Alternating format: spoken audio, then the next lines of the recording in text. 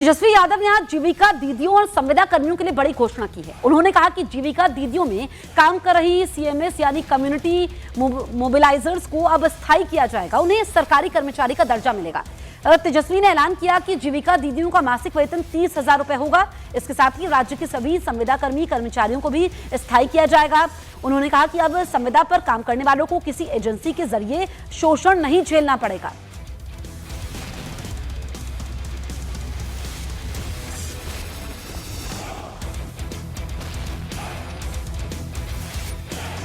उन सभी जीविका दीदियों की बात को सुनकर के हम लोगों ने राय मशवरा करके अध्ययन करके साइंटिफिक तौर पर हम लोगों ने निर्णय लिया है कि जितनी जीविका सीएम दीदियां हैं यानी कम्युनिटी मोबिलाइजर्स हैं, उन सभी सीएम दीदियों को स्थायी कर उन्हें सरकारी कर्मचारी का दर्जा देकर उनके वेतन को 30,000 प्रति माह हम लोग करेंगे। ये कोई मामूली घोषणा नहीं है। ये कई वर्षों से हमारी जीविका दीदियों की मांग रही है कि जीविका दीदियों को स्थायी किया जाए। जीविका समूह की दीदियों द्वारा लिए गए लोन के सूद को माफ करा जाएगा। यानी अब तक जितनी जीविका दीदी लोन ली है, जो उनका इंटरेस्ट है, उसको इंटरेस्ट को हम लोग माफ करने का काम करेंगे। तेजस्वी यादव के वादे पर सुधांशु त्रिवेदी और चिराग पासवान ने निशाना साधा है। बहुत जबरदस्त एक्सपर्टीज है गठबंधन में, क्योंकि राजस्थान में जब वो सरकार चला रहे थे तो बहुजन समाज पार्टी के 6 विधायकों ने बिना शर्त समर्थन कांग्रेस को दिया था और वो 6 के 6 हाथी निकल गए थे। तो मुझे लगता है महागठबंधन के सहयोगियों को पूरा संकेत है कि आने वाले समय में कांग्रेस की कारगुजारियां क्या हो सकती है।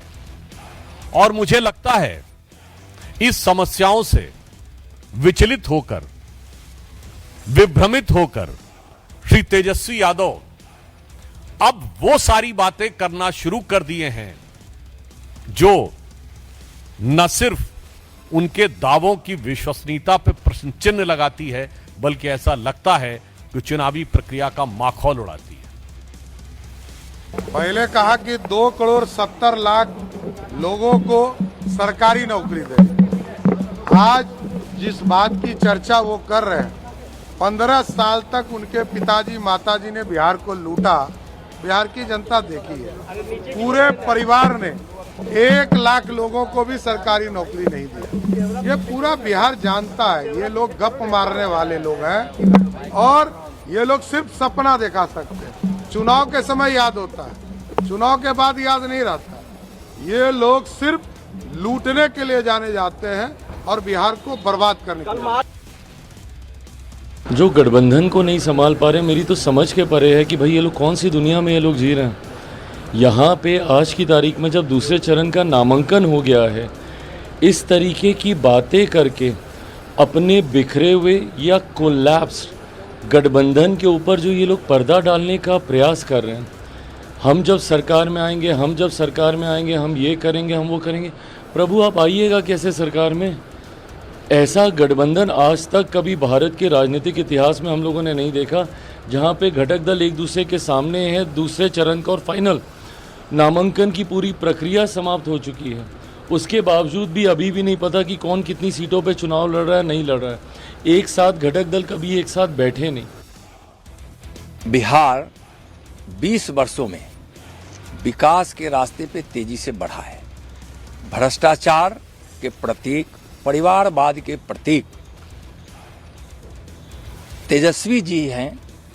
तेजस्वी का पूरा कुनबा, पूरा परिवार और पूरा आरजेडी भ्रष्टाचार और आतंक, उन्माद में, परिवारवाद में विश्वास करता है। लोगों ने देखा है कि 20 वर्ष पहले इस बिहार में सड़कें नहीं थी, बिजली नहीं थी, पानी नहीं था, शिक्षा की कोई व्यवस्था नहीं थी, विकास नाम का कोई चीज़ नहीं था और खाली घोटाला ही घोटाला था, भ्रष्टाचार घोटाला था। वहीं कांग्रेस नेता तारिक अनवर ने कहा कि तेजस्वी यादव ने हमारी अगली सरकार की योजनाओं की घोषणा की है। तारिक अनवर है सर, कई सीटों पे आप लोग के बीच दोस्ताना लड़ाई चल रही है। कल ज्वाइंट प्रेस कॉन्फ्रेंस है, क्या सीएम के चेहरे का ऐलान आपकी पार्टी कर देगी कि तेजस्वी यादव के चेहरे पे ही चुनाव लड़ेंगे? देखिए, अभी ये तो कोऑर्डिनेशन कमेटी की बैठक होगी उससे पहले, और कोऑर्डिनेशन कमेटी में तय होगा कि क्या क्या बात हमको प्रेस कॉन्फ्रेंस में कहनी है, और तेजस्वी जी उसको एडजस्ट करेंगे। हमारी तरफ से भी जो लोग जाएंगे, तो मैं समझता हूँ कि आने वाले चुनाव में या चुनाव में क्या हमारा घोषणा पत्र होगा, क्या हमारा एम होगा, वो सारी बातों को उसका खुलासा करेंगे, ऐसा हमको लगता है। आपको लगता है, लेकिन क्योंकि आप बिहार चुनाव पे नजर रखे हुए, आपको लगता है कि तेजस्वी जी के चेहरे को अनाउंस कर देना चाहिए, क्योंकि बाकी जो सहयोगी दल हैं वो मानते हैं कि उनकी तरफ से अनाउंस किया जा रहा है, कांग्रेस की तरफ से नहीं किया जा रहा, तो आपको लगता है कि अनाउंस करने से फायदा होगा? हम लोग इंतज़ार कर रहे हैं कि एनडीए पहले अपने मुख्यमंत्री का चेहरा घोषित करे, तब उसके बाद हम लोग भी ज़रूर विचार करेंगे एनडीए के बाद। और आज जो घोषणाएं तेजस्वी यादव ने की है, खासकर जीविका दीदियों को बीमा को लेकर, और जो कॉन्ट्रैक्चुअल एम्प्लॉयज हैं उनको परमानेंट करने और 30,000 सैलरी करने को लेकर, इन घोषणाओं से कितना फायदा होगा? और जो नीतीश कुमार ने 10,000 की घोषणा और दूसरी घोषणाएं की हैं, उसको काउंटर कर पाएंगे आप लोग? बिल्कुल। देखिए, हम लोग तो जो सामने है, जो आने वाले समय में जो सरकार बनेगी उसके द्वारा क्या क्या काम किया जाएगा, उसकी घोषणा तेजस्वी यादव जी ने किया है या हमारे गठबंधन ने किया है। लेकिन ये जो आज कर रहे हैं, ये 10,000 रुपया देने की बात या दूसरी जो भी बात इन्होंने जो कहते हैं लुभाने के लिए लोगों को जो घोषणाएं हो रही हैं, तो वो तो साफ जाहिर होता है कि भाई आपने 20 साल कुछ नहीं किया, और 20 साल में हमारे प्रदेश की महिलाओं की स्थिति कितनी दयनीय हुई है, और अब आप उनको 10-10 हज़ार